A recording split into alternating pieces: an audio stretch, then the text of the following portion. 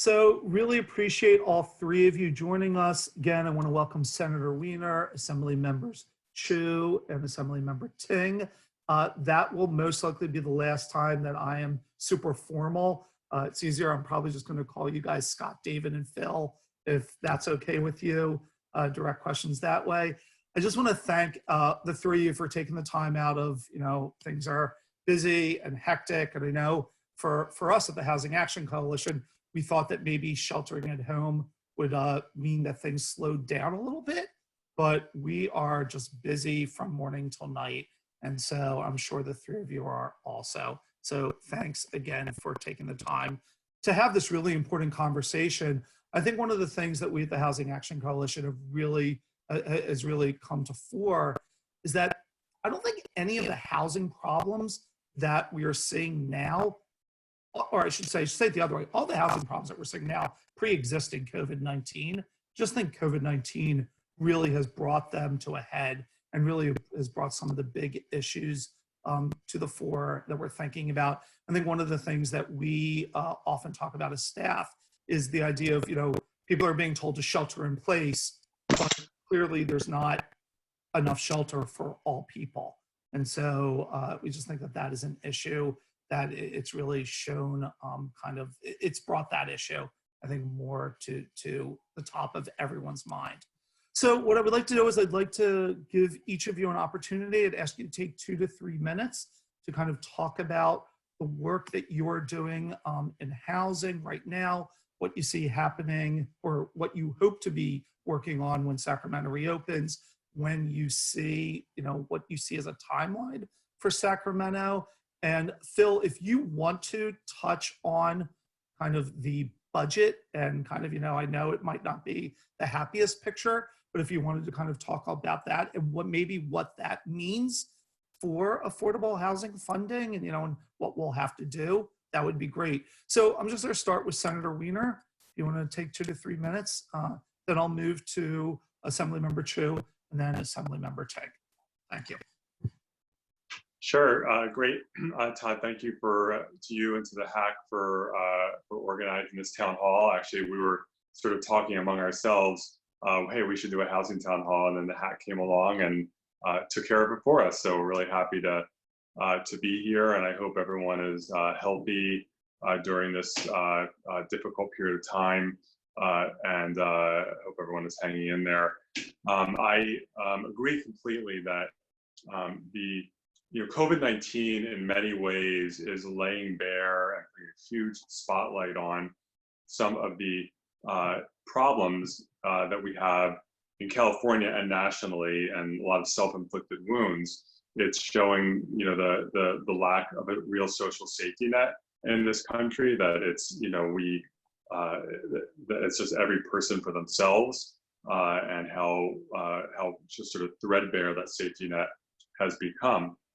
It shows the lack of confidence, particularly of our federal government, to actually provide efficient help to people. The fact that it has taken so long, there was a huge delay even in pushing out unemployment and the small business loans and everything else. And so it's laid bare a lot of challenges, and one of them is housing, particularly here in California.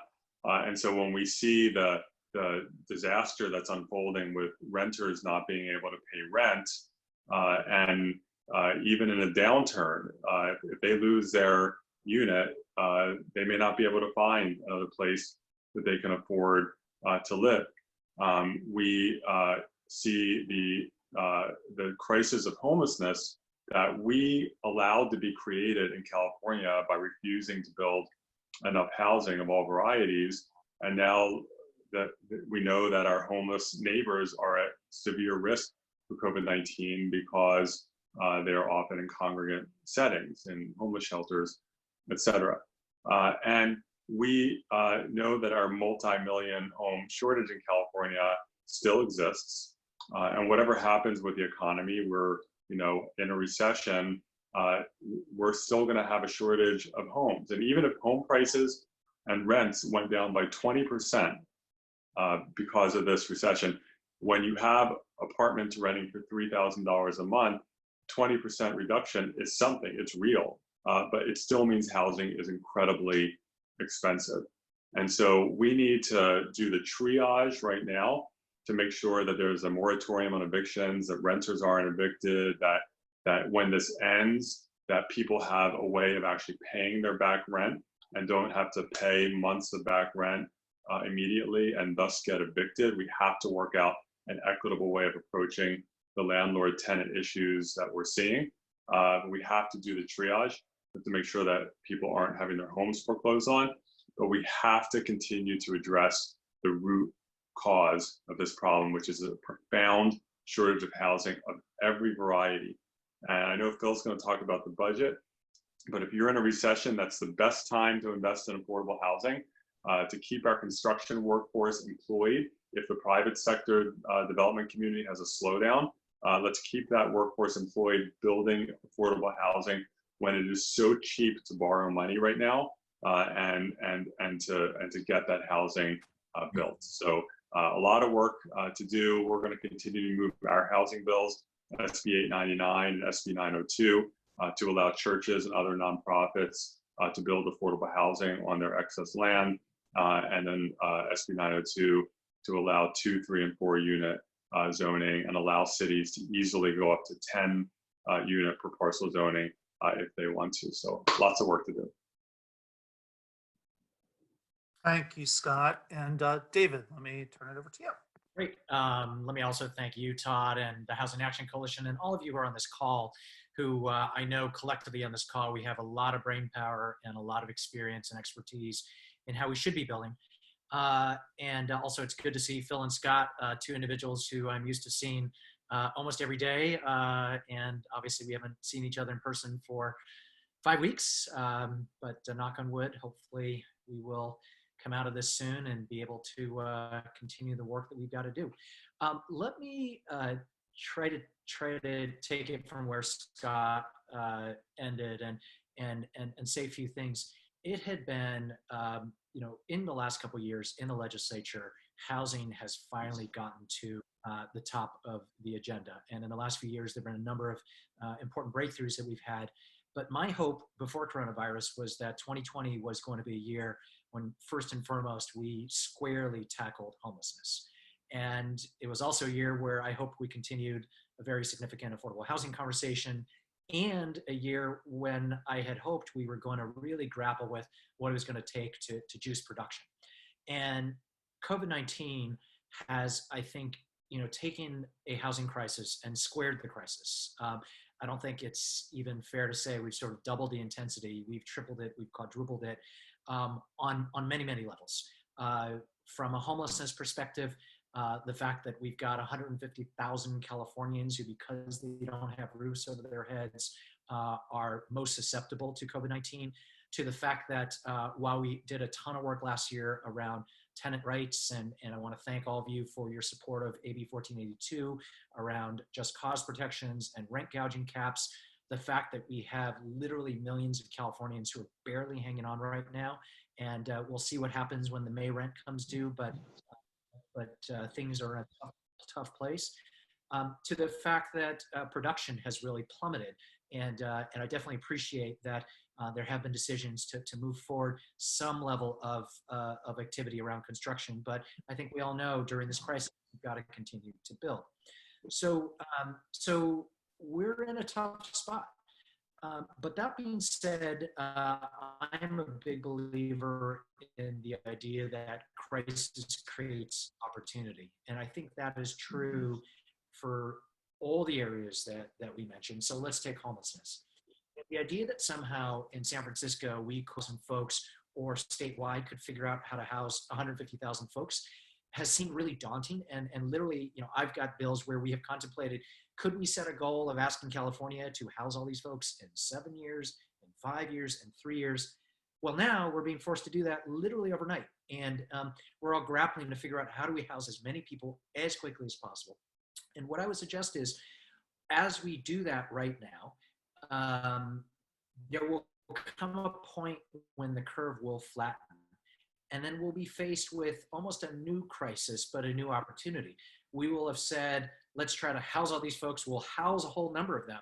And then we're going to have the question, Do we just say that these folks are going to go out onto the streets again? And I think the answer for all of us is no. But then how do we do that?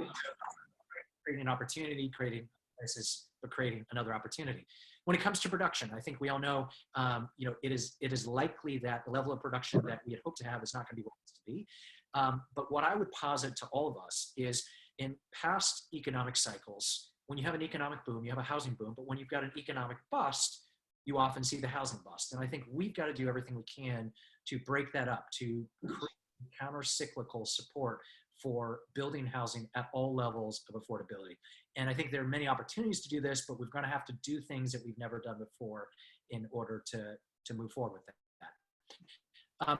And then I think a third humongous topic we've got to grapple with is what happens in the next couple of months.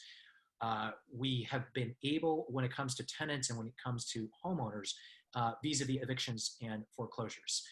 We know that there are going to be folks who can't pay the rent. We know there are going to be folks who can't pay mortgages. How do we ensure that all of these individuals can stay in their homes and do it without bankrupting government and without bankrupting individuals and without bankrupting all the industries that are trying to stay alive right now? That is literally the multi-trillion-dollar question we have. So, my hope is in this next hour, we can start to talk about some of the ideas, but I would also encourage those of you who are listening, if you don't get questions in through chat, feel free to reach out to any of us and know that our respective staffs and I and the members, we are all working hard to figure out answers to some very difficult questions. Thank you, David. And Phil. Thanks, Todd, and thanks so much to the HAC as well. Really appreciate everyone for joining us. It's also great to see David and Scott. I'll just kind of pick up where they left off. I totally agree. We have had this huge shortage of housing supply, which is really exacerbating this issue at a time when we're telling everyone to stay at home. If you don't have a home to go into, what do you do? And I think David talked about grappling with homelessness. That was the only issue the governor talked about in his State of the State address. So again, it's something that was definitely a top priority. It was reflected with a budget proposal of about $750 million proposal to grapple with homelessness. Everything that was talked about initially in January is really off the table right now. We're looking on June 15th to pass a budget that will probably be very similar to this year's budget. It might even start containing budget cuts. So in terms of money that we have been able to give to fund homelessness as well as to fund affordable housing, chances are that money won't be there. So I think the question for us is, unlike the federal government, we cannot borrow very easily. But the question is, do we think that we should be passing, one of our various bond proposals that we're looking at to take a look at, building housing, building things, but also to potentially do what David said, which is to potentially put money in the hands of people's pockets as well as in the hands of all the small businesses. This is such a different type of crisis than even what we had in 2008, because every single Californian has been impacted. There's not a single Californian that hasn't been impacted. And so we can't just focus the money for one population or another. We're gonna have to focus and figure out how do we help everybody across the board, especially those that are most in need. I thought Scott brought up a really good point, and this is exacerbating our lack of a safety net. And we're lucky in California, we have more of a safety net than many, many other states. However, it's clear given how expensive things are, it's definitely not enough to cover rent, not to cover food, not to cover basic necessities. So, what are we going to be tackling in the next few months? I think we have a number of bills that have been proposed around housing, around homelessness, that I think will obviously help us with the agenda. I got a bill, AB 828, to have an eviction and foreclosure moratorium in the state during this state of emergency to kind of tackle sort of what David talked about. The one piece it doesn't tackle is the financial piece. How do you help the tenants who can't pay rent, and then how do you help all the property owners who aren't getting rent and help them stay whole. It just helps with the legal procedures. It doesn't help with the financial piece. So that's something that we definitely have to be grappling with. I think when we all started this year, the hope was that we would really be able to do something around supply. I was really lucky to get AB 68 passed to streamline the construction of ADUs, and we were starting before this pandemic hit, starting to see more and more ADUs get constructed. But unfortunately, it was just a very small piece of the supply equation that we needed. So I think there's a lot more work to be done. I think in the budget, there will be a significant discussion around homelessness. I've said publicly what I anticipate is there'll be money for COVID, money for homelessness, and maybe money for wildfires, and probably nothing else. And in August, it's very likely that we may come back and actually do budget cuts. So that's the reality of what we're looking at. We won't really get a clear financial picture till the end of July because we move our tax deadline from April 15th to July 15th. So once we get a clear financial picture, we'll be taking action of either in the positive or in the negative. But again, thanks for everybody for jumping on the call. Like Todd had mentioned earlier, you think like all of us being at home away from all the capital and all the stakeholders to be less busy, but it's actually been busier than ever. So it'll be nice when it kind of gets a little bit more back to normal. But thanks again for organizing the great town hall. Sure, thank you. So, one of the things that we think about at the Housing Action Coalition on a daily basis of, what is possible today from a political point of view that maybe wasn't possible 60 days ago before this started. And I think that, everyone speaking specifically to and this is just one example, right? We are providing, when I say we, right, certain people who have been experiencing homelessness are being given temporary shelter now, being provided temporary shelter. And, unfortunately, if that does not become permanent shelter, those people potentially would be moved out of shelter back onto the streets, at some point. And what a missed opportunity to keep those people, to make sure that to provide these people with permanent shelter. So it seems like that in some of our conversations with some of our federal electeds, that's top of mind. And so I'm wondering, what do you see things in Sacramento from a legislative point of view? Just what do you see as, do you have top of mind? What do you think is possible maybe to get accomplished today that would not have been possible to get accomplished 60 days ago? And whoever would like to start. Sorry, my other phone's ringing. I'm going to go on mute now. Well, I think it's probably too soon to say. And there's a lot of discussion and predictions about what's going to shift politically or culturally because of COVID-19, what's not going to shift, what's going to be temporary, what's going to be permanent. And right now, I think it's way too soon to predict. I mean, there's a prediction that office buildings are going to become irrelevant. Everyone's going to work from home. We can turn all the office buildings into housing. I do not believe that work from home is going to become some massive transformation in society. I think a lot of people who are working from home right now have seen both the pros and the cons of doing that. So a lot of predictions are happening. Maybe they're going to be true, but we don't know yet. I think in terms of the politics of housing, a few things.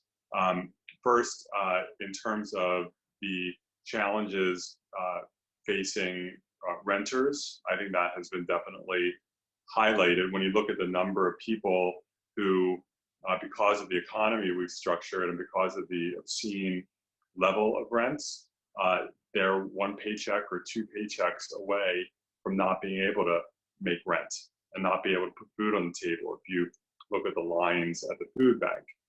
And so I think that we want to be very fair when we're talking about these issues, but I think it really has highlighted some of the challenges we have around renter protections. I believe that this could provide more support for funding for subsidized housing for our lowest income residents. And I think the lack of housing affordable to our low-income residents plays out in terms of some of the health risks that we're seeing now. When people are living in a homeless shelter, we're living 4 families in 1 unit. So you can't, it's really hard to isolate yourself if you think you might have COVID-19 when you're living with 10 other people in 1 unit of housing. And so I think some of those kinds of issues are really coming to the fore. I think the other, in the last few weeks, everyone and their mother has had a hot take on what COVID-19 means for the future of cities and density. And we have, there are some individuals and groups that have said, aha, look, New York City, is so dense, it's the densest city in the country, and it got hit so hard. So therefore, it's all about density. And we have the governor of New York blaming New York City's problems on its density, as opposed to a slow government response by the state of New York and New York City. And of course, it's not true. It's not density, but we're going to hear that argument. We don't need more density because it's going to cause the spread of contagions. We look at some of the densest cities on the planet, like Singapore or Taipei or Hong Kong, which have certainly had challenges with the pandemic, but have been some of the best responses on the planet and have been able to contain COVID-19. Or you look at the second densest large city in the US, San Francisco, whose infection rate is 1/10 the infection rate of Queens, which is the same density. Or you look at Staten Island, which is of the 5 boroughs in New York, Staten Island is the least dense, but has the highest infection rate, whereas Manhattan is the densest and has the lowest infection rate of the 5. So we're going to hear this argument about how density is to blame. There are now more and more studies coming out. There was a study of China comparing different regions and cities of China and density from the World Bank, concluding that density had nothing to do with it. A study out of Germany showed the same thing. If you compare the dense urban areas to the outlying, less dense and rural areas, the infection rates were the same. We have suburbs like New Rochelle, New York, and Kirkland, Washington, and some of the suburbs in Louisiana that have gotten hit extremely hard, and then some dense cities that have not. So just get prepared for this argument, and I think we have to be prepared to respond to it, because if you're not building dense housing in urbanized areas, then you have a choice to have a severe housing shortage or to build sprawl, which leads to more asthma and makes people more vulnerable to respiratory illnesses like COVID-19. But that is a debate that I know will come out of this, and we're on the right side of it. David or Phil? Yeah. I would answer the question a little differently and maybe talk about sort of 2 topics. One is homelessness.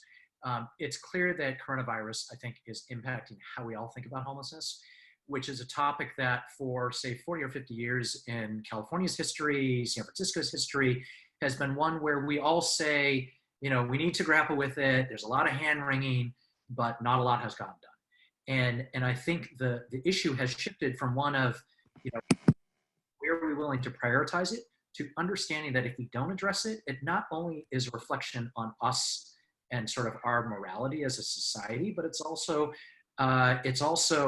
if we don't grapple with it, we know it's going to impact all of our health, right? And it's not just the health of homeless individuals; it is everyone's collective health.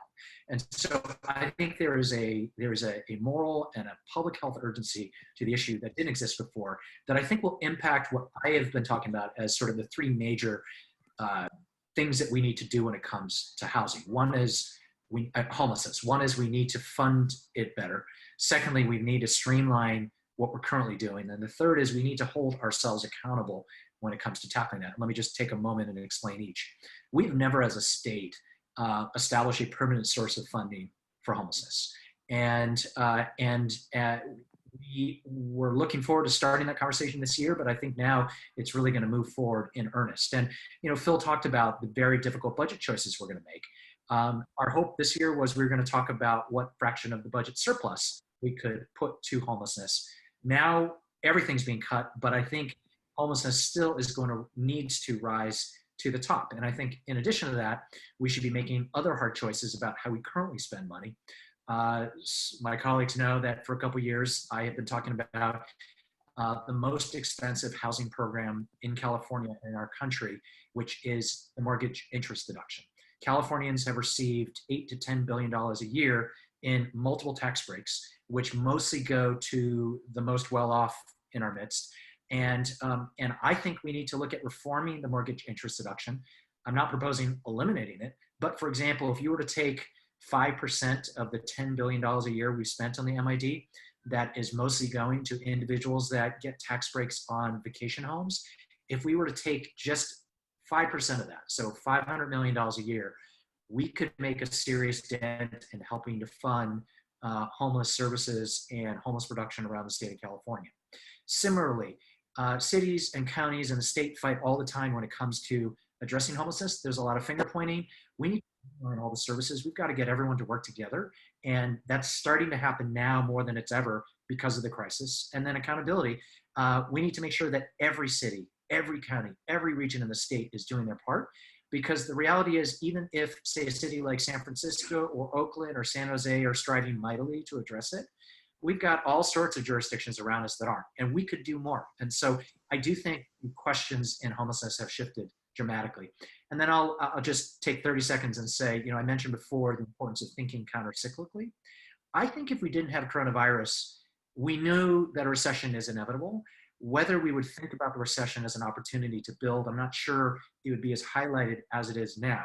We know with the economy being where it is, land is going to be cheaper, labor is likely going to be cheaper, materials are going to be cheaper, and the need is going to be there. And so it behooves us to build as quickly as we can in the down months, in part because we need the housing, in part because we need to put folks back to work.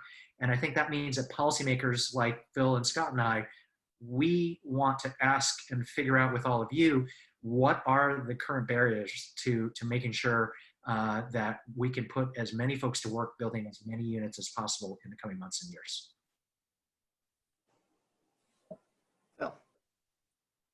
So just to go back to your original question in terms of what specific opportunities are there. In this year, we are seeing appropriations of about $150 million short-term that Governor Newsom gave to cities and counties to get homeless people off the street right now. And they're getting housed in hotels and motels. So the question is, as we talked about earlier, is what's going to happen to them when the state of emergency is over and we're stopping the payments to the hotels and motels? Are they going to go back on the street? Are we going to start looking at what San Jose did? San Jose has started to purchase hotels and motels and use them as housing for the homeless. I think that's the real opportunity there is, do we see an opportunity to purchase some of these hotel and motels to make it permanent homeless shelters? Part of the major challenge around that is just proper staffing. Obviously, many of these rooms weren't meant for permanent living. They don't really have kitchens, and they're not easily set up where you can deliver food and set up social services. But again, that presents a very unique opportunity that really wasn't there previously, because we actually are, as we speak, moving thousands of people off the street into some type of shelter. People that without this kind of action would still be on the street. So we know that homelessness, again, is going to be part of this budget discussion. A lot of what we have been relying on is really looking to all the cities, the counties, and all the nonprofits and CEOs to design their particular reaction. And so what would love is, again, for HAC, all the different stakeholders out there to give us feedback at how you're seeing that going. Obviously, as hard as it is to build market rate housing, it's even harder to build supportive housing and homeless shelters. So that's something that we have to continue to work on to make it easier to build shelter and to build supportive housing. We know that if we can't get housing for the homeless up, then there's really no permanent long-term solution. Before we had left for our recess, we were actually pretty close to having some understanding about what we might want to do around homelessness. Obviously, everything around COVID has kind of changed that. And so I think that, we're kind of going back to the drawing board, but the need is even more acute because it's not just a housing crisis, it's not just a moral crisis, now it's a public health crisis, because we see that if we don't get people off the streets, these homeless encampments are going to be the #1 place where this virus gets spread. And that's what you've seen throughout time. I mean, you've seen throughout the history of man that, again, you have a situation when there is lack of housing or poor housing, you see viruses spread, that's where they spread. And so again, we have this situation where we know what's going to happen, and we're doing everything possible to prevent it. Thank you. So kind of a little bit of a follow-up. So, the theme, and I think not surprising, right, where everyone's feeling like perhaps there's an opportunity for kind of, affordable housing, whether that is, low-income housing or whether it is homeless housing. So let's wave our magic wand and let's assume zoning changes, right? You can now build multifamily housing, right, in urban centers, right, in all neighborhoods and urban centers, which I'm sure that wouldn't be controversial at all. And let's say that there's a political will to do it, right? We still need the funding for that. And as you were saying, Phil, right, the budget is the budget's going to be in a tough position. So what I'm wondering is that, given the economy right now, do you see opportunities for revenue measures? Like, will people in the current economy be willing to vote to increase revenues, specifically for homeless housing, low-income housing, transit? Like, pick your thing. I'm just kind of wondering, and I don't know historically during economic downturns how these. So I'm curious. I'm sure everyone's thought about this. Yeah. Yeah, I think, again, I hate to keep saying this, but I think it's true. It's probably too soon to say. Last November, revenue and bond measures around California did not have their best performance ever. Quite a few were defeated. We still have the 2/3 requirement for a dedicated tax or a bond other than school bonds. And depending on how the economy plays out over the next 6 to 8 months, you could see there being challenges with tax increases. The split roll is, I think they got all their signatures. I hope they did. It's hard to get signatures right now when people are sheltering in place. But that's an important one that I think is still a hard fight. So I think it's too soon to say with revenue. I do think there are opportunities for infrastructure bonds that could include affordable housing. I earlier today became very public about my view that we should go to the ballot with a statewide bond this year, and we should go big on our various needs. There was already a desire, I think, to have a climate resiliency bond in November. I think we should expand it, because the legislature cannot engage in deficit spending to stimulate the economy and invest in infrastructure the way that Congress can. One of our few tools is a bond, and there are pros and cons to doing that. But I think it's a way to inject money into the economy, get people to work, and to address some of our huge infrastructure needs, including housing. And interest rates are so low now. Now is the time to borrow money, and I hope that we will do that. But the general fund is, as Phil knows better than any of us, is going to be not a fund process this year. So there are going to be limits in the general fund. I was just going to jump in. I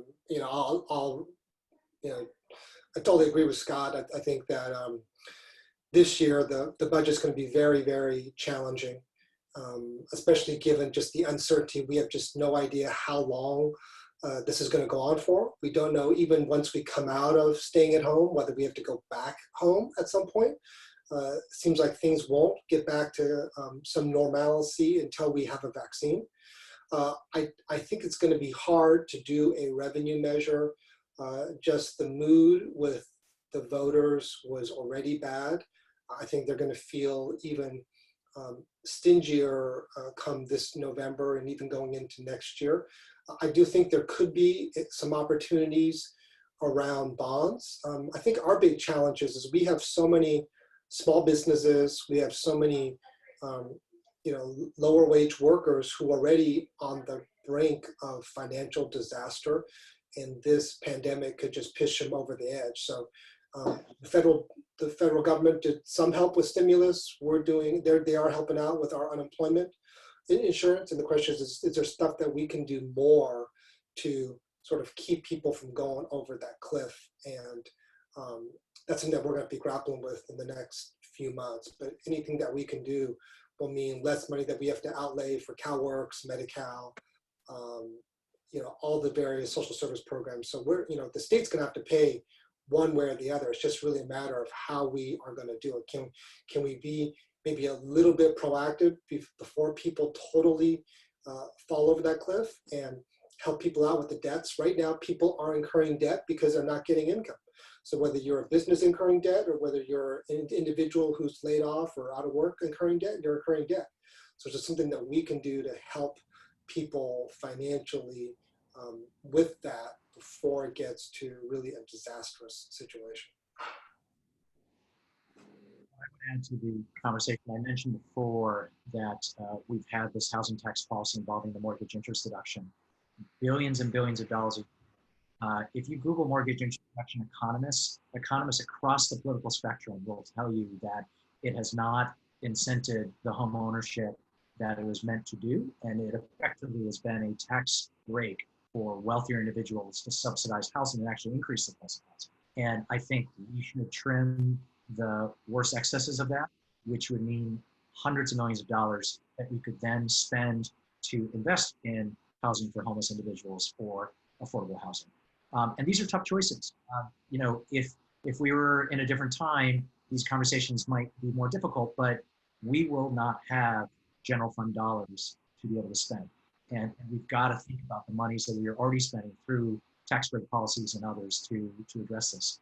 I do think we should have a serious conversation about additional revenue and additional revenue bonds around affordable housing. Last week, thanks to support of my colleagues on this call and others, we passed our bill that would allow the Bay Area as a region for the first time to control a little bit of our own destiny when it comes to considering revenue measures for affordable housing. We've never done that as a Bay Area region. And the latest thing is to contemplate moving forward with a potential measure on the November 2020 ballot focused on the most intense needs in the Bay, possibly likely a bond measure because we know that has a bit more support than others. But I do think that residents understand just how important it is for us to ensure that everyone has a roof over their heads. And we'll obviously see in the coming months how the conversation goes. But we need every aspect of society to step up to help. Not just decimate from a healthcare standpoint, but then kick people out of their homes, exacerbate our homelessness situation, and shut down housing production such that we're in a much deeper hole in a couple of months or a couple of years. Thank you. So one more question, then I'm going to go to the audience questions. So Phil, you have a bill proposed that's been getting some attention recently, Assembly Bill 828. And we at the Housing Action Coalition I know it's getting some attention because we're starting to get some questions about it.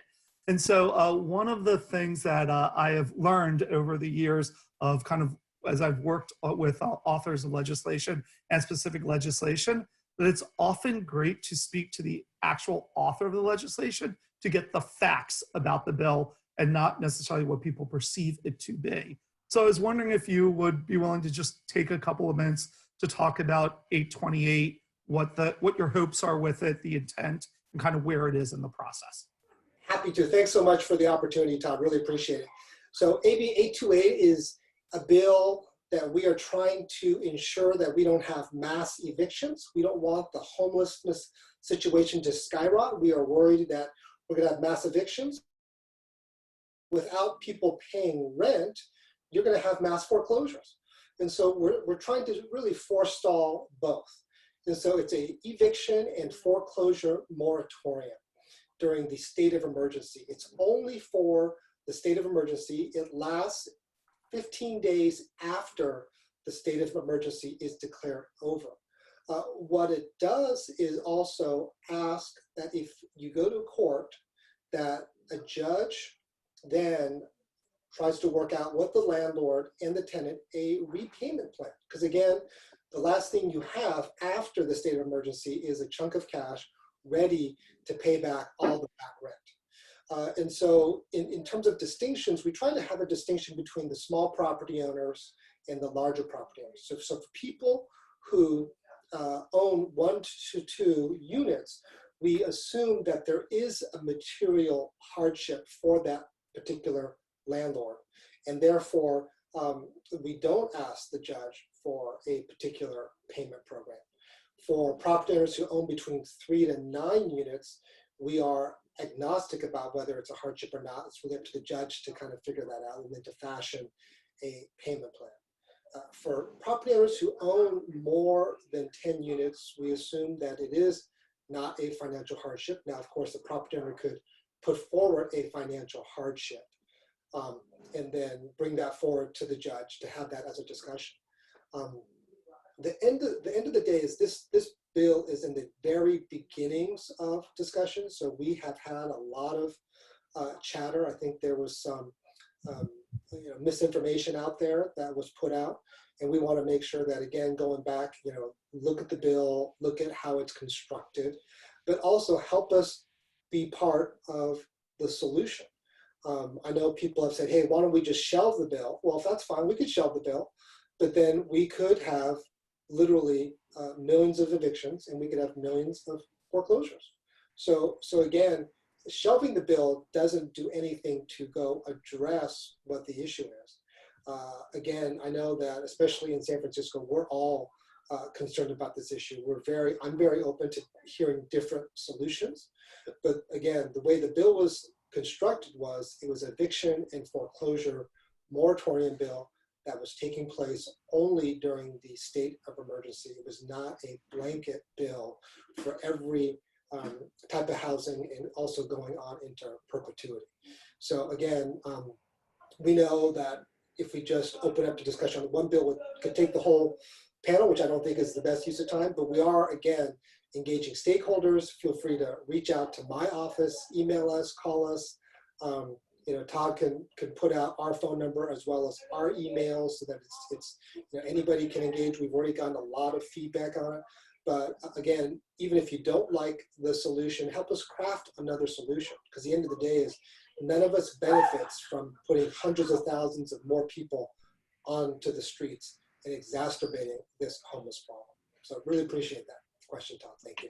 Yeah, We will certainly, Scott. yeah. If I and I'm a co-author of the bill. I believe David is as well. If I'm not mistaken, maybe I'm wrong.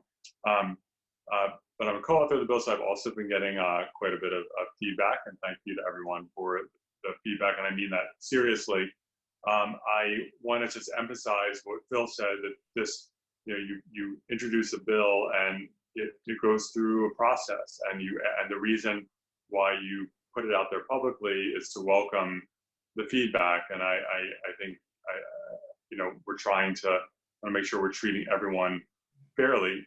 And I think it's also important to understand that this bill doesn't even come into play unless a landlord and tenant can't work it out on their own. My take is that a large majority of landlords and tenants are going to work it out on their own.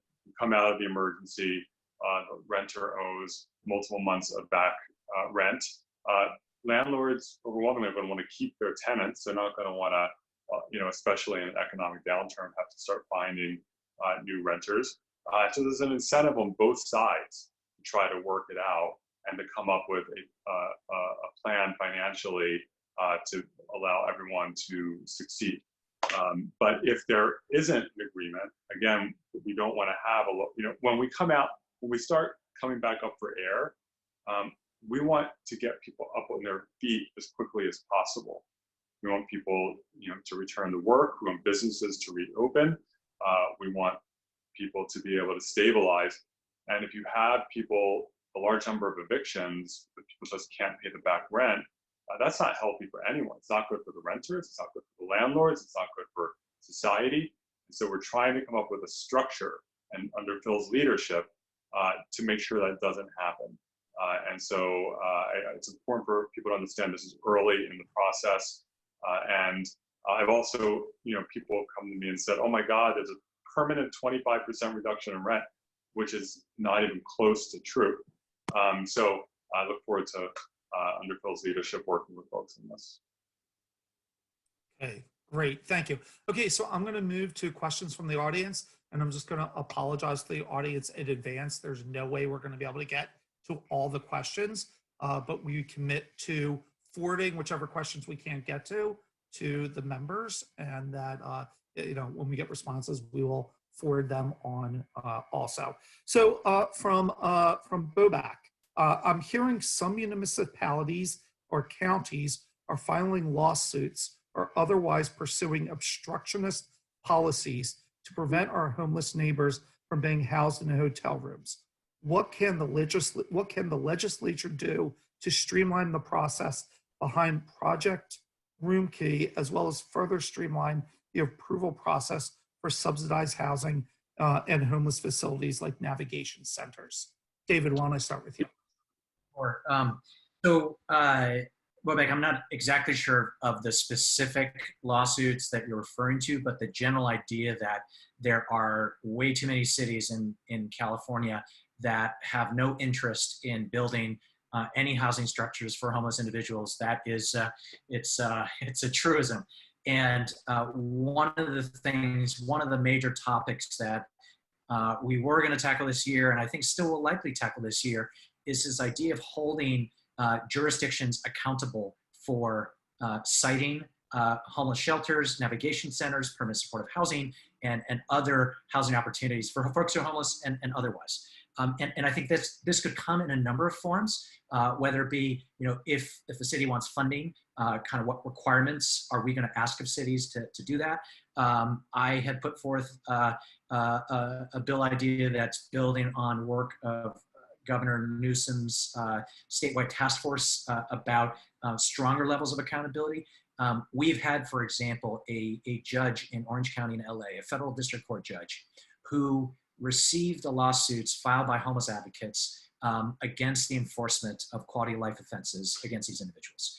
And what the judge, Judge David Carter, has done with those lawsuits is he has forced cities and counties with homeless advocates, with social service providers, to sit at the table and literally cite where housing is going to be and what services are going to go, as a way to just force all the parties to do work together. That really isn't happening. And cutting through the bureaucratic clutter of city, county, states, regional bodies, making sure that funding is actually used and used efficiently, effectively, and smartly, because we know there's an awful lot of money that's gone out and we haven't exactly seen the outcomes that we want. These are all conversations that are in a whole slew of bills that are going through my committee and going through Scott Wiener's committee. And I expect there to be a real conversation around accountability and streamlining when it comes to providing home and shelter for homeless individuals. So it's important to understand that a lot of work has gone into this already. And right now in the state of California, any housing up to 80% of area median income, affordable housing, as well as supportive housing, is streamlined in the state of California. I authored Senate Bill 35, which right now is streamlining any affordable housing, including supportive housing, up to 80% of AMI in about 97% of the cities in the state of California, everything other than a few small cities. David passed legislation to specifically streamline supportive housing everywhere permanently in the state of California. Last year, I authored Senate Bill 48 to streamline navigation centers everywhere in the state of California. We were able to pass that as part of the budget, and cities starting last year started taking advantage of that new tool. So right now we have enormous streamlining around homeless housing and navigation centers. This year I'm authoring Senate Bill 1138, which clamps down on the housing element process to make sure, because right now when cities do their housing element, they have to designate a zone where you can put in a homeless shelter as of right. You don't have to go through any kind of discretionary or conditional use process because it is so hard to site them. Cities, unfortunately, have been locating those shelter areas in remote industrial zones or areas where you would never put a homeless shelter. So we're going to change the housing element law to ensure that those by right housing or homeless shelter zones are in appropriate areas. So there's a lot of work that has happened, a lot of work that is happening, and I feel good about the direction that we're going. In terms of the specific program, state program, from the governor to rent or even acquire hotel and motel rooms for homeless people, I think right now it is streamlined. I think the governor is and the administration, they're just leasing out these rooms and helping homeless people to transition there so they can be safe and healthy, and that's happening. And I think there are some cities, particularly in Southern California, that are pushing back. I think they look horrible for doing that. They're going to lose the political fight on that, and I'm confident that they're going to lose the court fight on that. And I know that the administration will keep moving forward with this important program. Yeah, I think just to add to that, there's not much they can do to stop everybody from being put initially into the hotels. I think what's going to be interesting is they'll probably challenge, as people stay there longer, the desire, if we come up with the funding, to make it more permanent. And so I think that's going to be the big question, is whether or not we continue to house people permanently in these hotels, like I mentioned, San Jose started doing, which is to buy hotels and to use that as permanent shelter. So I think that's going to be the bigger question. Thank you. So next question. This is from San Francisco Housing Action Coalition board member Chris Roach. The COVID-19 pandemic has catalyzed a high degree of experimentation for the widespread relaxation of codes and regulations that have allowed the rapid response we need. Could these regulatory workarounds or other ideas be extended beyond this immediate crisis to address the slow-moving affordability and displacement crisis that preceded it? I hope so. We have a lot of areas around housing and other areas. Like we were working for years to try to streamline the CalFresh application process, which is horrible in California. You can't even apply by phone. And so we have a low CalFresh uptake rate. And trying to streamline it, we've been hitting wall after wall after wall.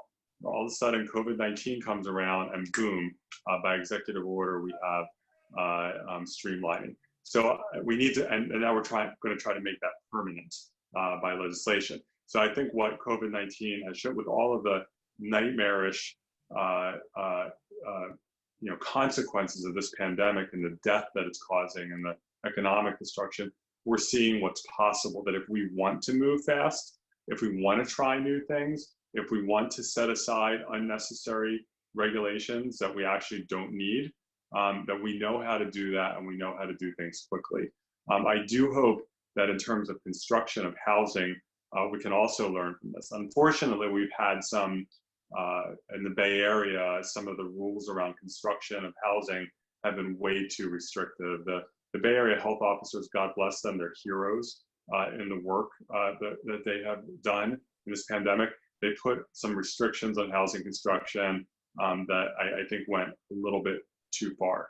And so we've been working with them, and hopefully that will change. But putting that aside, I think that there are things that we can learn from how things are working during the pandemic, particularly in terms of streamlining. The governor issued some executive orders on CEQA streamlining with projects relating to the pandemic.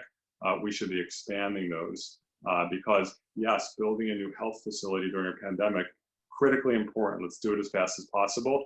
But even without the pandemic, building new housing when we have so many people struggling is also incredibly important and should be accelerated and prioritized.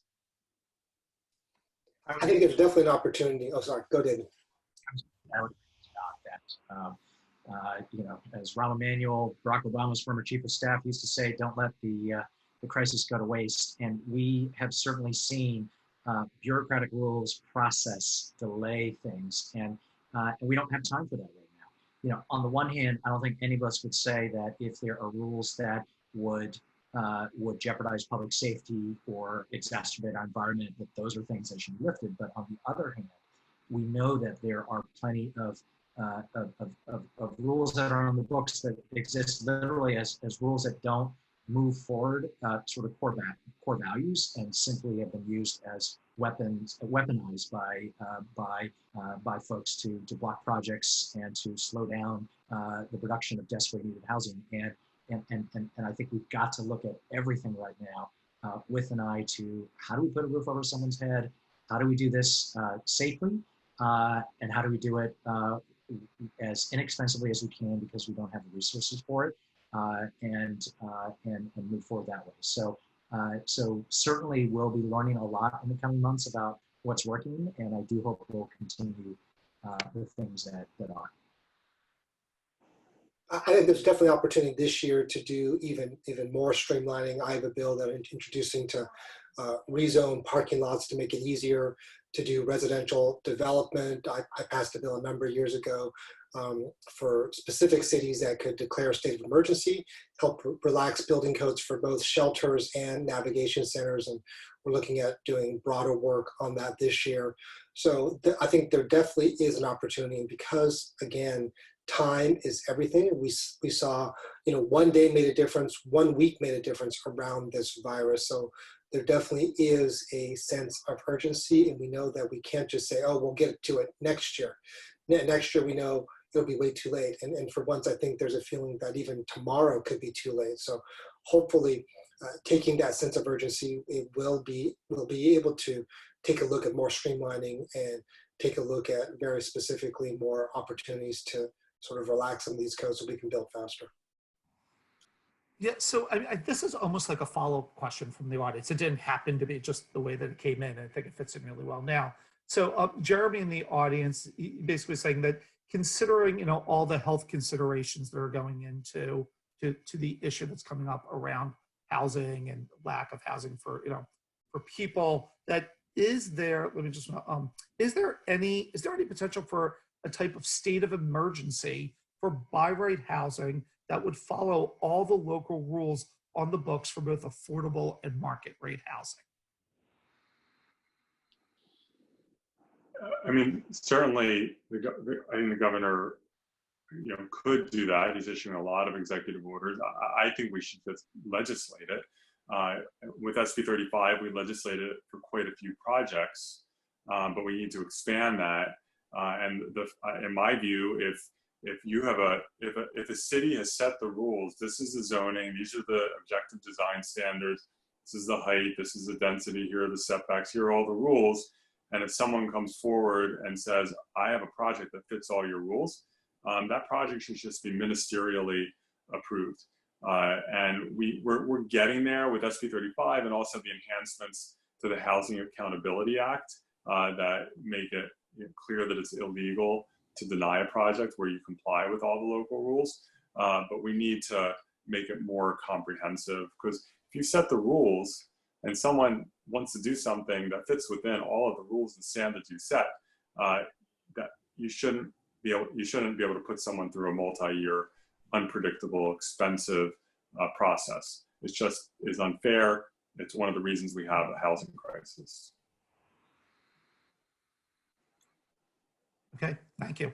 So John Lasofsky asks, and this is a follow-up to what David was saying earlier, so to what extent is large-scale development, office and housing, to what extent is that in and of itself the permanent revenue source that Assemblymember Chiu is talking about, both for homeless specifically and local government generally? I'm a little puzzled by the question, Todd. I wasn't. Can you repeat the first part of that question? Because what I was talking about. So, David, I think what he's asking is like not to the fees that the government receives on office building and market rate housing, how much could that be the sustainable source of revenue of what you were saying you were looking for? That's the way I'm reading the question. Office development. Office and, he said office and housing, both. Well, I would say when it comes to residential fees, we were actually before coronavirus having a conversation around impact fees because the perspective, and there have been numerous studies that show that cities have tried to squeeze all sorts of fees and exact them on the cost, on the future cost of housing in ways that are really disproportionate to what it may actually cost the city to do or provide something. And so there was a package of bills to really start to look at the impact fee conversation. Now, in the wake of coronavirus, we've got to figure out what would make sense at this point. But I think to the question, no one has really been looking at the commercial conversation isn't one that I've heard of at this point in the legislature. I don't know, Scott or Phil, if you guys heard differently, but that's why the question was a little out of context for me.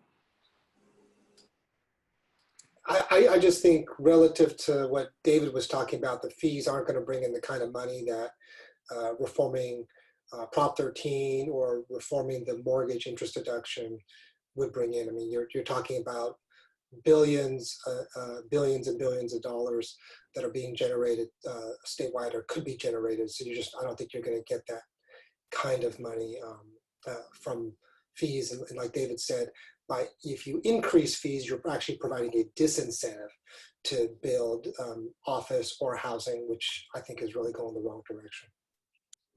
But there is a permanent source in that when new housing is built, it's paying property taxes forever. And it starts out at market rate property taxes, and then it is perpetual. So you have the one time with the fees, which I agree are too high in many cities, including San Francisco, and the transfer tax, but then that permanent year after year after year source of just plain old property taxes.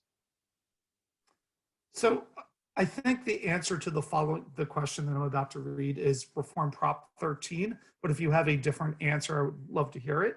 So from Adam, says cities are going to be desperate to increase their revenue. One more stable revenue source is property tax. What can the state do to help cities regrow their tax bases while countering the perverse incentives that have been fueling California's jobs, housing imbalance? Prop 13, baby. Okay, that's what I figured. Just yes, you answered your own question. There you go. Okay, just want to throw it out there.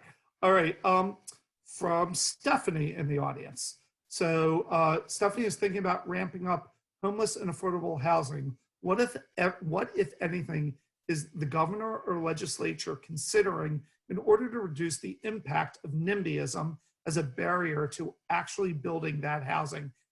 When we have the funds, are you considering any emergency action that would reduce the ability of local governments to block new housing or incentivize local governments to allow more housing on the flip side, at least during the emergency, if not on a more permanent basis? Well, that's the work. I mean, we talked about this a little earlier. That's the work we've been doing for years. Various pieces of legislation that I mentioned to streamline all sorts of housing, ranging from market rate down to or market rate, affordable housing, supportive housing, navigation centers. That's streamlined in many cases, and for lower income housing in all cases. We have really beefed up the Housing Accountability Act, passed in 1982. It's referred to as the anti-NIMBY law. It lacked teeth. In the last few years, we put teeth into it so that cities have to comply with their own objective rules. So those anti-NIMBY or anti-obstructionist laws have been passed. There's more work to do, and some of that work is happening now, but it's been happening. We're seeing some of the results that there are projects that a few years ago never would have been able to move forward that are moving forward. You have some cities that fight tooth and nail, and they sue, like a Huntington Beach, or they'll file lawsuits against the state saying these laws are somehow unconstitutional, which is not the case. But that's working through the courts. But you have a lot of cities, frankly, that'll say, "Oh, good, you've now you've told us we have to streamline.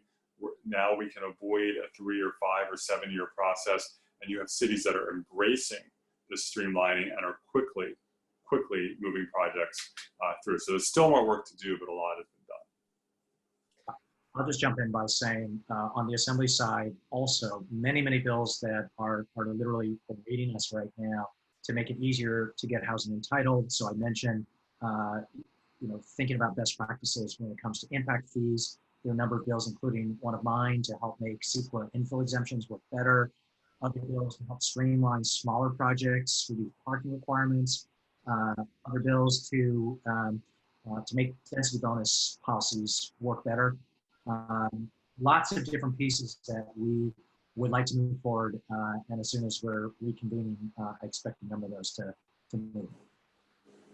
If I could put a pitch, on 2 bills that we're moving this year of pertinence to that question. One is Senate Bill 899, which allows for churches, other religious institutions, nonprofit hospitals, if they want to build 100% affordable housing on their property, for example, a church that doesn't need its whole parking lot or whatever, the bill will allow that to be built as of right.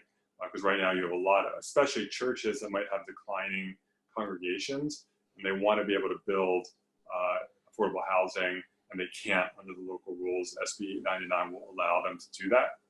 And then SB 902, which will allow 2, 3, and 4 unit buildings throughout California, depending on the size of the city, and will then give cities the tool, if they want to, which I think many will, to zone up to 10 units per parcel without having to go through a CEQA process. Just a quick, with no EIR, they can just rezone an area for 6 or 8 or 10 units per parcel if they choose, and they can do that quickly, no CEQA.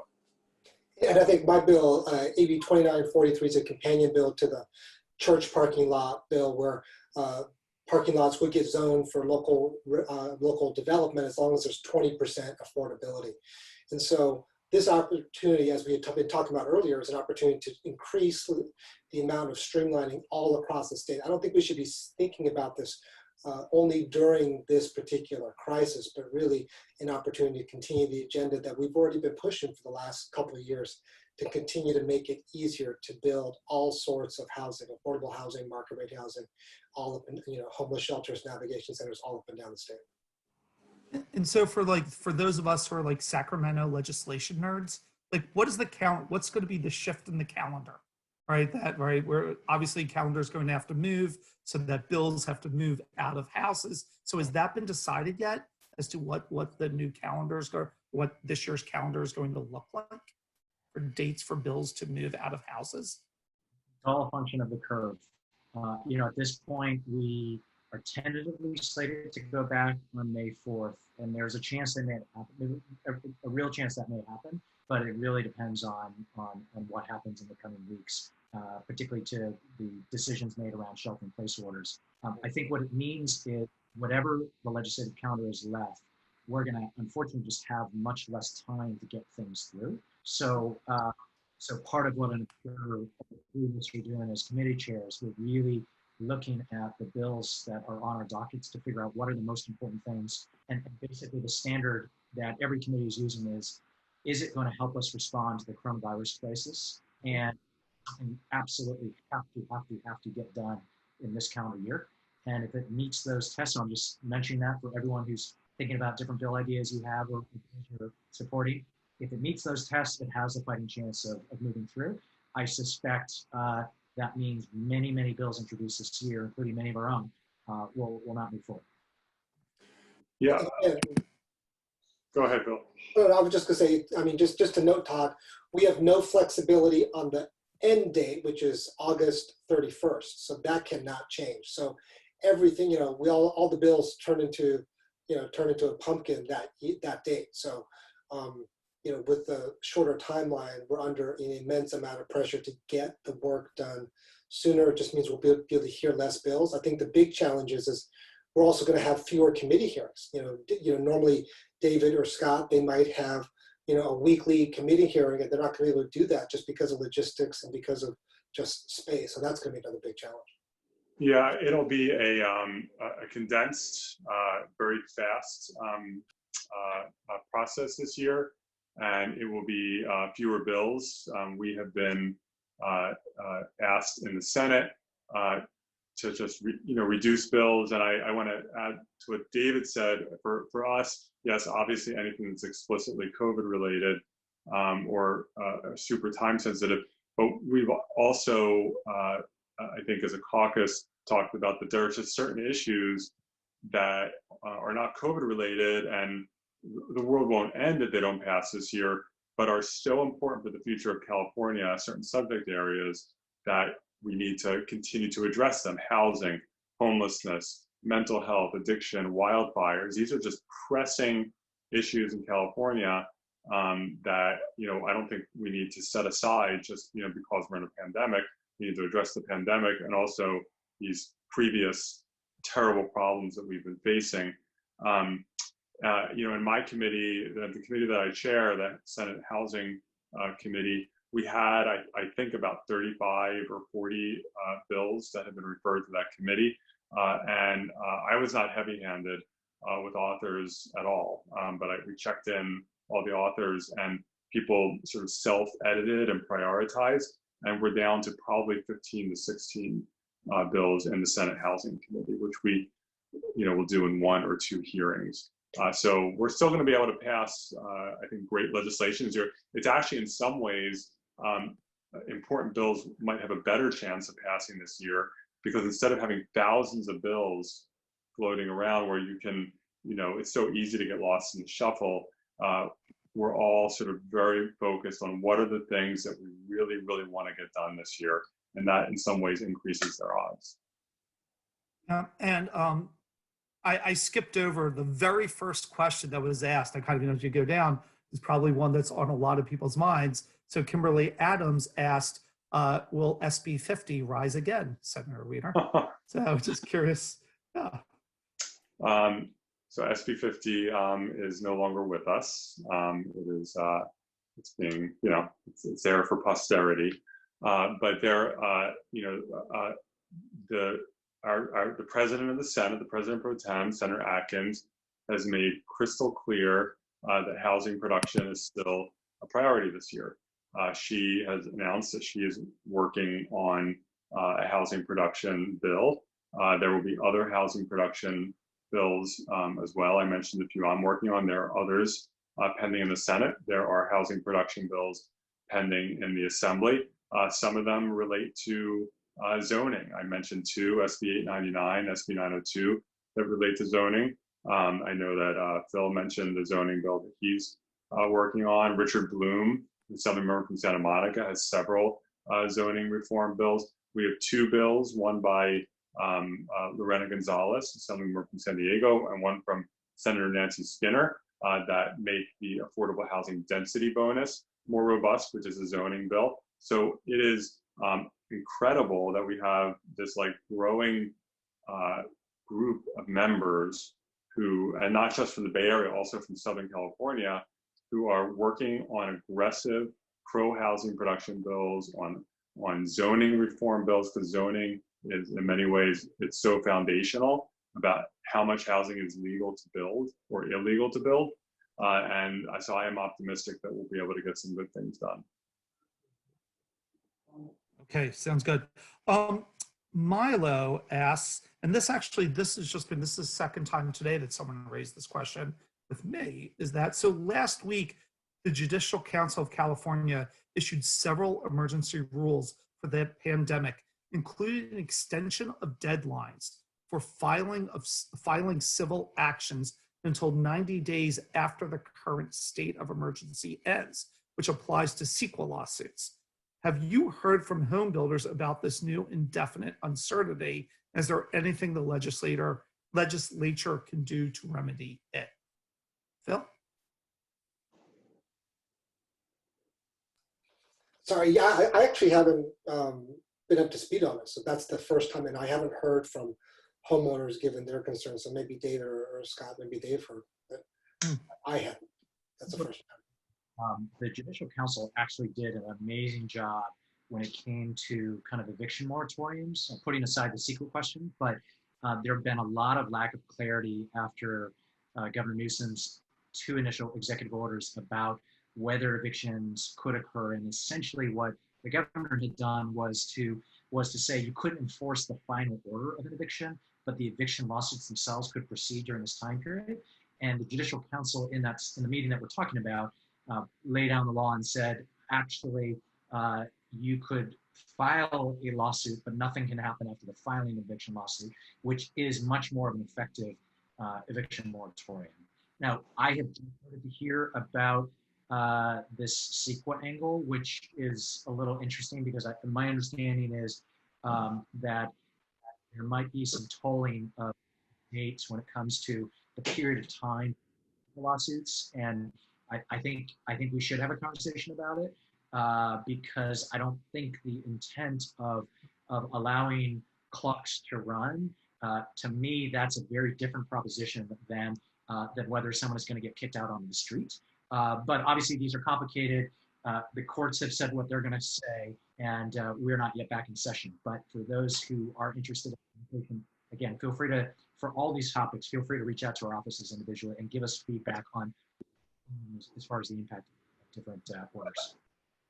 I think one of the real wild cards here on some of these moratoria or extensions, there's been a deadline, like the governor's eviction moratorium, I think expired May 31st.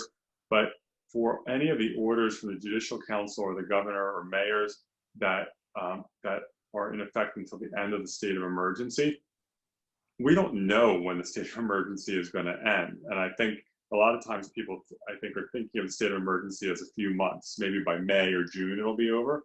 Well, we know that even if shelter in place starts to ratchet down in early to mid-May, which I don't know if it will, but it may, even if it starts to ratchet down then, and we start to inch towards normality, we know that this virus, until there's a vaccine or some miracle treatment, is going to be part of our existence, and we're going to be doing, a very, sometimes very ugly dance with this virus, a lot of give and take in terms of where we are, and so I don't know if the state of emergency lasts until the vaccine is in place, or if it's over in a few months, or if it's over at the end of the year, or if it ends and then starts again if we have a flare up over the winter. So that is a major wild card, and that does create a role definitely for the legislature, because it's not like the state of emergency ends by the time we go back in session. It's probably going to be with us, and so we're going to legislatively be part of that solution. Yeah, I mean, this was raised today at the Housing Action Coalition board meeting. It was the first I heard of it, and so we're doing some research into it also to see exactly what's happening. But I get the feeling it's going to come up as an issue. So one member in the audience thinks that Prop 13 reform is a non-starter, and that they think that they want to know that, or they are positing that one of the things that has to get done in order to address a lot of the issues we're talking about is CEQA reform. And so just curious, so they want to know, how real do you feel the possibility is of CEQA reform in Sacramento? Well, that's, every time we say streamlining, all the legislation we've talked about where we say streamlining or by right or ministerial, there's various pieces of legislation. That is the ultimate CEQA reform, because when you say that it's by right, ministerial, streamlined, that means there's no CEQA. It's not even an exemption. It's just not considered a project for purposes of CEQA. So when people sometimes suggest there's not been CEQA reform, every time we do streamlining or ministerial by right legislation, there's been quite a bit of it. That is the ultimate CEQA reform. In terms of actually changing CEQA, there are some bills this year to do that. I think they It's unclear if they're going to go to the heart of the matter or be a little bit more around the edges about making the process a little more streamlined. There has been conversation between the building industry and organized labor, the building trades, about agreeing on a wage structure for California. If they're able to reach that agreement, and I think parts of the industry have reached an agreement, it appears, with parts of labor, but I don't know how broad it is. But if that agreement is reached on a broad level, that will open the door, I think, to some potentially positive changes to CEQA. Without that, it becomes extremely hard. I want to take the first part of that question around Prop 13, and again, appreciate a difference of perspectives on it. But I think, my guess is Phil and Scott would probably agree with me on this.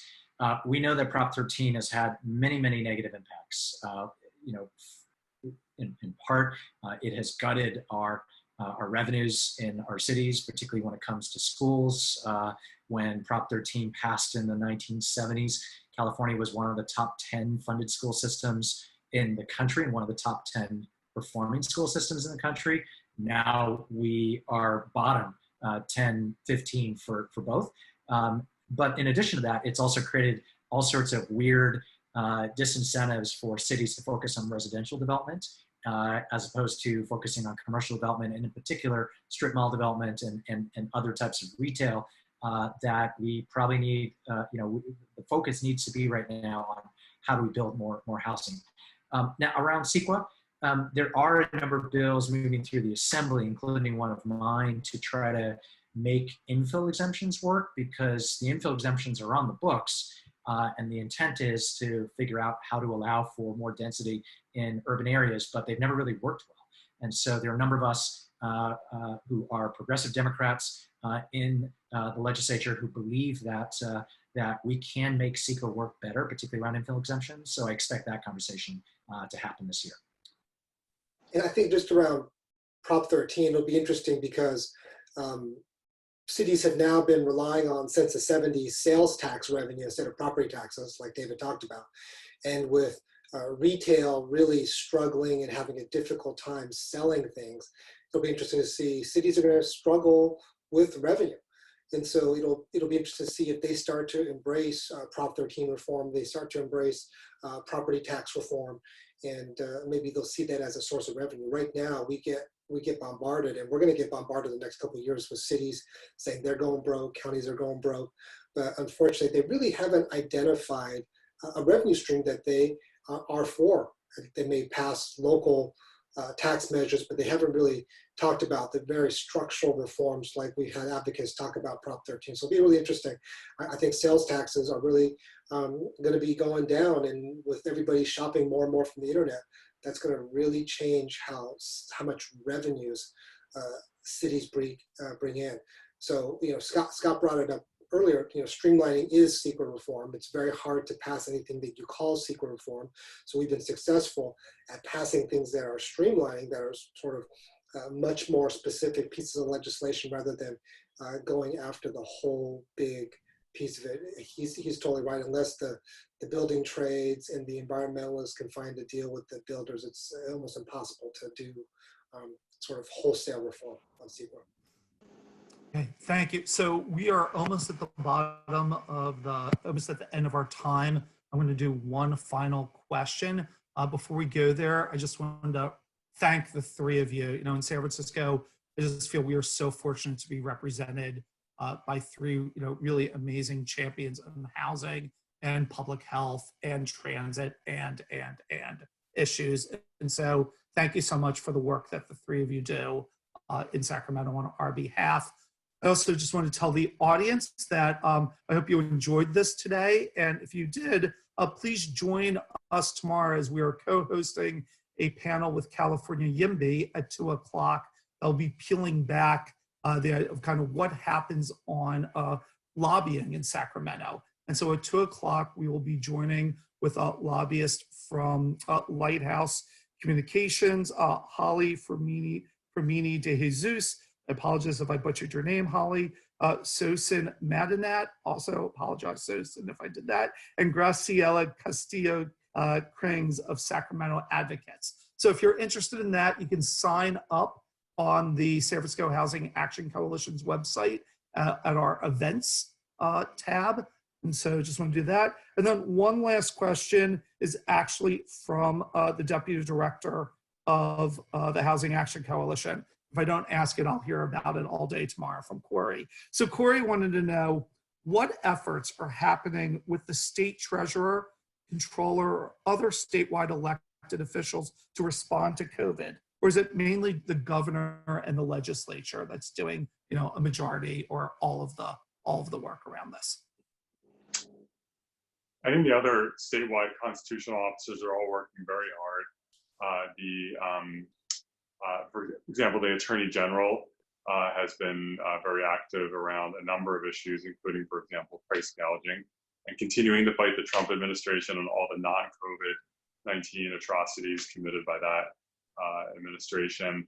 Our Secretary of State, Alex Padilla, is very focused on elections, and of course, we have this, I think, need to make sure that everyone gets an absentee ballot in November, so we don't have anything like what happened in Wisconsin. I know that the controller, Betty Yee, is very, obviously, she is very focused on the state's fiscal health. And Fiona Ma, I know David and I just had a call with her a few weeks ago on an affordable housing issue. So, and Ricardo Lara, our insurance commissioner, has been working to make sure that people don't get their insurance policies canceled if they can't get a premium for a few months.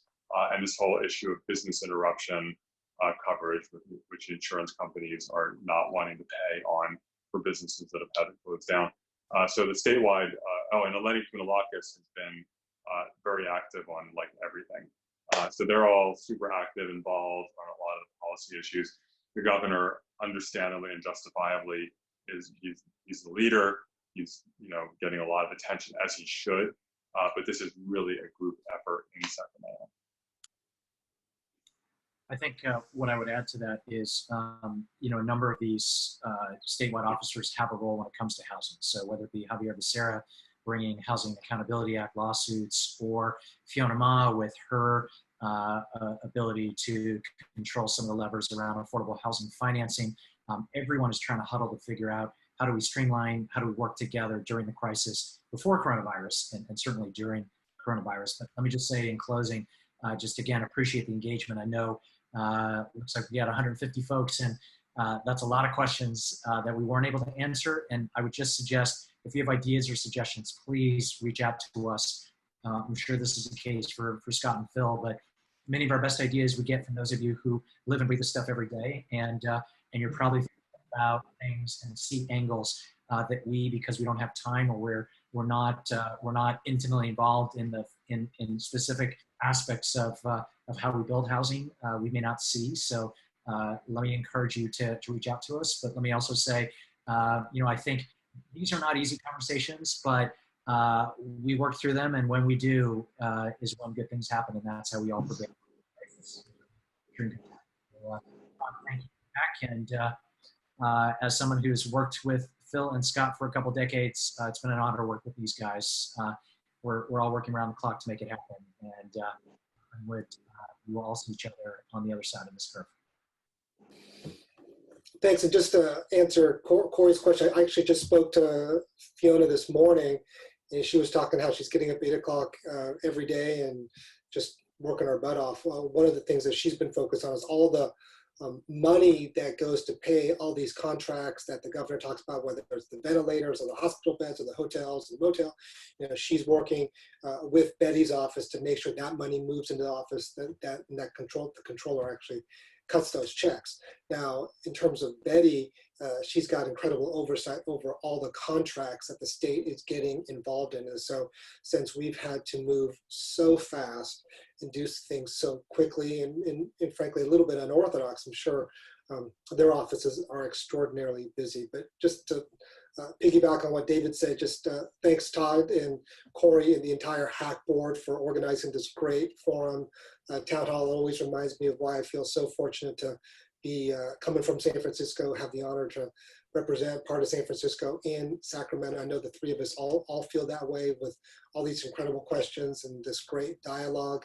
And just to reiterate what David said, we always appreciate all the feedback, the good, the bad, the neutral, and all the ideas, because so much of our thinking is driven by our experience here, what we learn from here, and with so many of the different stakeholders who've help educate us along the way. It's not, legislation doesn't really matter unless it's something that we put into practice in real life. And your coalition is really all everyday practitioners who are looking at how to build housing every single day. So if they can't use this to their benefit to build more housing, ultimately that's a sign of failure on our end. So that's why it's so critical when we get your feedback that we try to put it into practice. So really appreciate that. Thanks again for inviting all of us to address this group.